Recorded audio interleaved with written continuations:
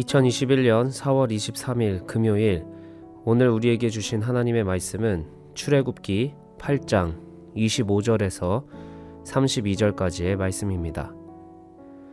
바로가 모세와 아론을 불러 이르되 너희는 가서 이 땅에서 너희 하나님께 제사를 드리라. 모세가 이르되 그리함은 부당하니이다.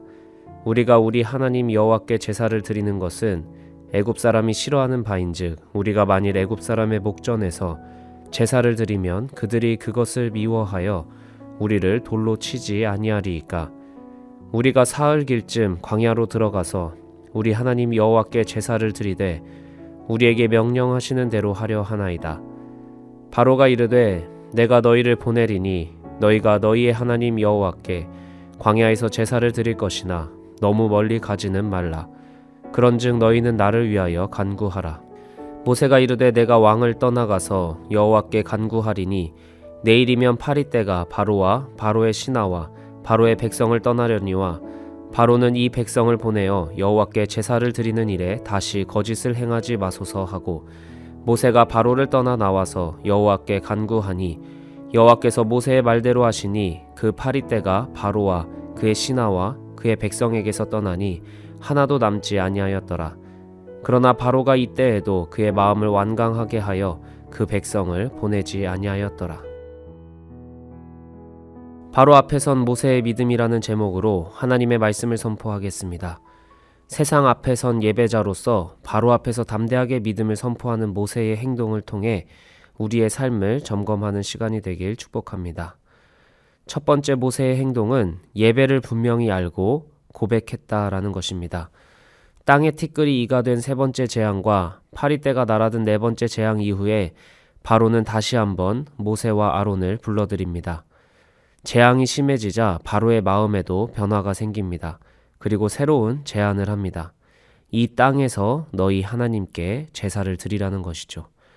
그러나 하나님의 명령은 단순히 이스라엘 백성이 제사를 드리라는 것이 목적이 아니었습니다. 하나님의 분명한 명령은 애굽에서 그의 백성을 불러내어 광야에서 절기와 제사를 지키는 것이었습니다. 그러나 바로는 교묘하게 하나님께 온전히 헌신하지 못하도록 타협을 요구합니다. 그러나 모세는 분명하게 하나님의 명령을 관철합니다. 진짜 예배는 사흘길을 광야로 들어가서 제사를 드리는 것이고 그 제사의 방법 또한 하나님께서 명령하시는 대로 할 것이라고 분명하게 이야기합니다. 모세는 예배의 중요성을 분명하게 인지하고 있었습니다. 예배의 장소, 예배의 모양, 예배의 방식을 바로나 모세 스스로가 정할 수 있는 게 아니라는 것을 알았기 때문에 죽을 수도 있는 그 자리에서 바로의 명령을 이런지하에 거절할 수 있었습니다. 모세에게 예배의 대상과 주체는 하나님이었기에 하나님이 명령하시는 대로 준행해야만 했습니다.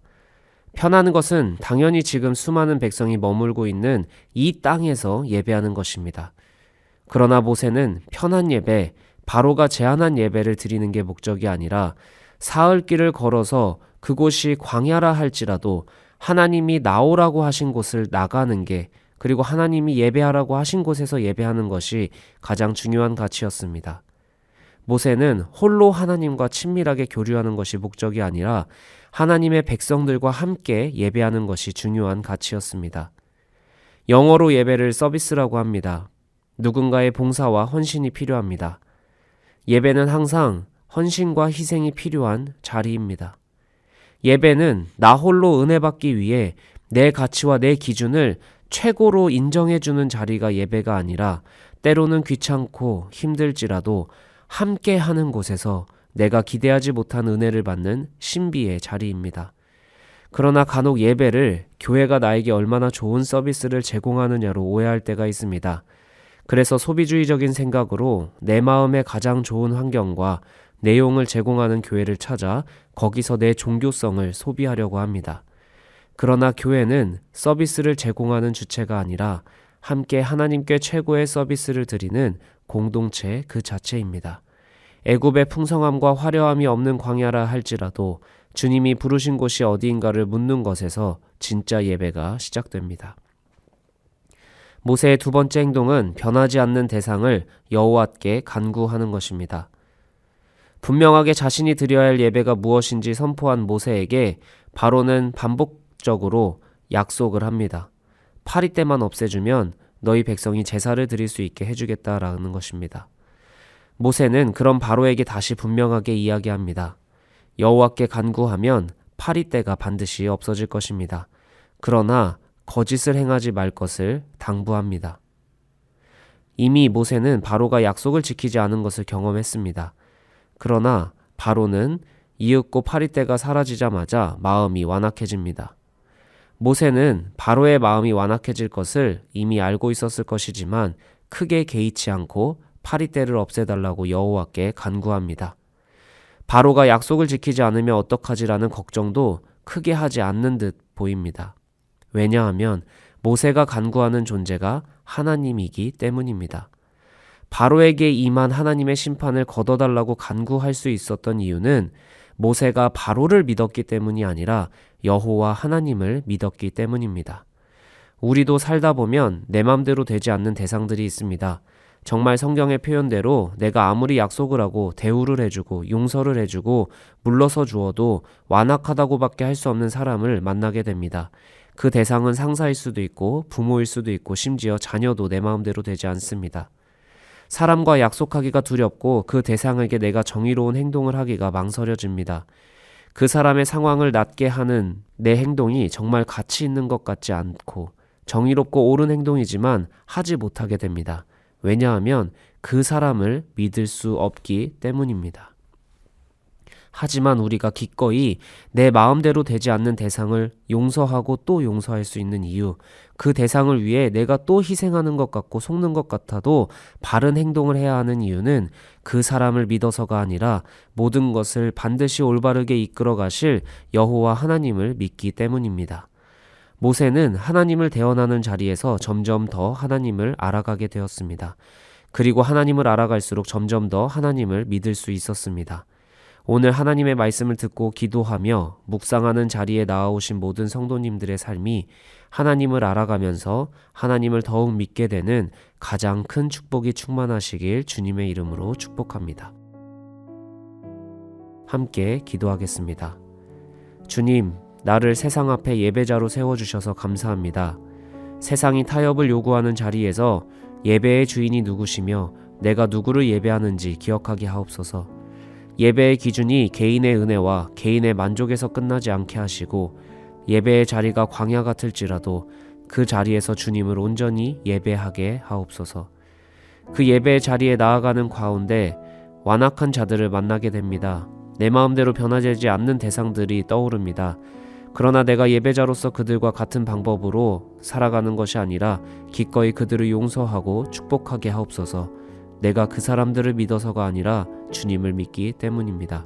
그렇게 주님을 예배하며 주님을 알아가는 가운데 주님을 향한 믿음이 커져가는 가장 큰 축복이 우리 안에 임하길 소망합니다. 나를 예배하게 하시며 나의 믿음을 자라나게 하시는 예수 그리스도의 이름으로 기도합니다. 아멘.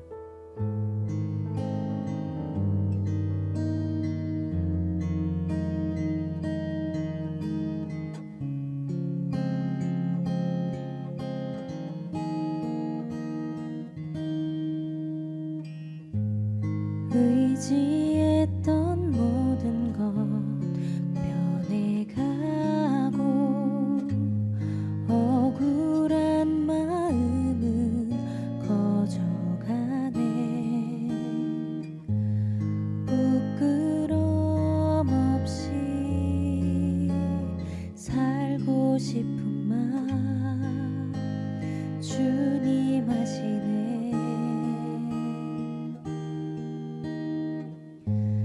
모든 일을 선으로 이겨내고 죄의 유혹을 따르지 않네. 나를 구원하신 영원한 그 사랑 크신 그네 날 붙드시네. 주어진 내 삶이 작게만 보여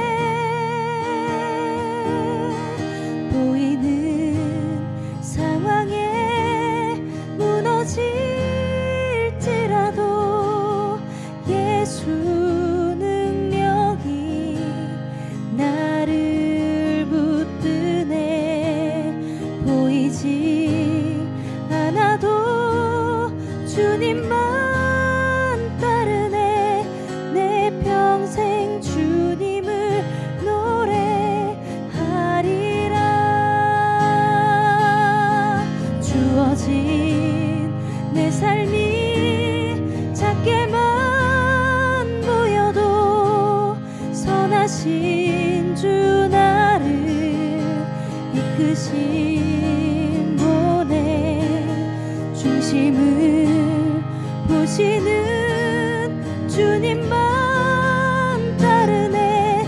날 택하신 주만 의지해. 보이는 상황에 무너질지라도 예수 능력이 나를 붙드네. 보이지 않아도 주님만